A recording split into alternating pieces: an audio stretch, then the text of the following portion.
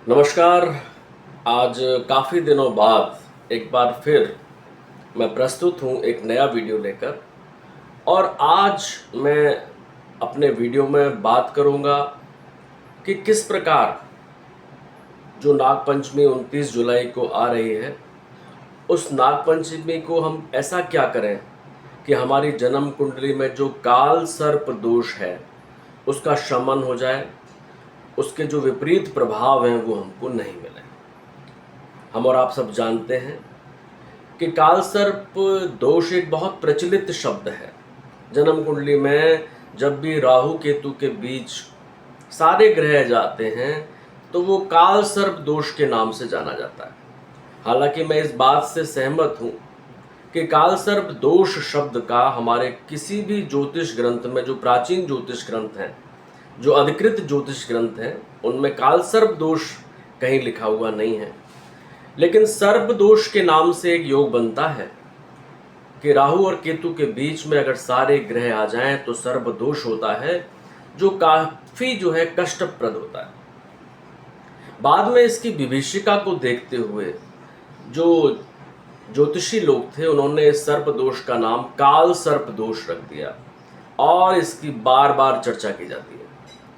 काल सर्प दोष एक ऐसा दोष है जो व्यक्ति के तन मन को बहुत प्रभावित करता है। मैंने आपको एक बार उदाहरण भी दिया था कि एक महिला है जिनके घर में 3-3 कार हैं, बहुत अच्छा बड़ा बंगला है, सब कुछ है, लेकिन फिर भी वो दुखी हैं क्योंकि घर में उनका जो पारिवारिक सदस्य हैं जो बहुत कम हैं, उनके साथ इतना विवाद है कि उनको अपना जीवन अच्छा नहीं लगता है।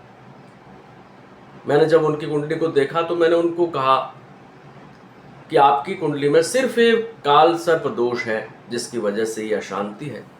उन्होंने उसका प्रयोग भी किया। तो काल सर्प दोष एक ऐसा दोष है कि जिसमें कई बार व्यक्ति के पास बहुत सारा पैसा हो सकता है, लेकिन उसके पास मानसिक शांति नहीं होती, वो तन और मन दोनों से दुखी रहता है। तो काल सर्प दोष एक बहुत बड़ा दोष है। नाम कुछ भी रख लें, लेकिन राहु और केतु के बीच में जन्म कुंडली में सारे ग्रह आ जाएं तो वो काल सर्प दोष है।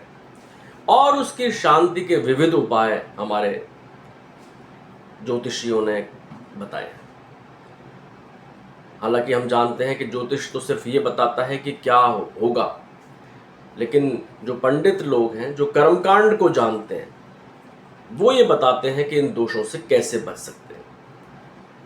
तो हमारे कर्मकांड में, हमारे ग्रंथों में कालसर्प दोष का बहुत अच्छा उपाय बताया गया है कि भगवान शिव की आराधना की जाए और नाग पंचमी के दिन शिवलिंग पर नाग नागिन का जोड़ा अगर हम अर्पित करेंगे तो कालसर्प दोष की शांति होगी। हालांकि कालसर्प दोष से पीड़ित व्यक्ति को यह सुझाव दिया जाता है कि वो प्रतिदिन महादेव की आराधना करें। लेकिन नाग पंचमी, महाशिवरात्रि एक ऐसे विशिष्ट पर्व हैं, इन पर तो भगवान शिव जी की पूजा विशेष रूप से की जानी चाहिए। नाग पंचमी आ रही है 29 जुलाई को। सुबह स्नान करने के बाद या शाम को हाथ मुंह धोकर हम शिवलिंग पर एक लोटा जल अर्पित करें और उसके बाद नाग नागिन का चांदी का जोड़ा शिवलिंग पर चढ़ाएं। किसी भी जो सोने चांदी के सामान को बेचने वाले हैं, उनका काम करने वाले लोग हैं, नाग नागिन का जोड़े का मतलब ये नहीं है कि चांदी के बड़े बड़े नाग नागिन के जोड़े बनाने, नहीं, दो नाग नागिन की छोटी सी जो लड़ी होते हैं वो बना देते हैं, उसको आप ले लीजिए और शिवलिंग पर एक लोटा जल अर्पित करने के बाद उसे शिवलिंग पर ही रख दीजिए। चांदी का दान वैसे भी मन की शांति के लिए लाभदायक माना जाता है। चांदी का संबंध चंद्रमा से भी है, सफ़ेद है चूंकि। तो जब हम सफ़ेद चीज़ का दान करते हैं, चांदी का दान करते हैं, तो हमारी मानसिक स्थिति अनुकूल बनती है।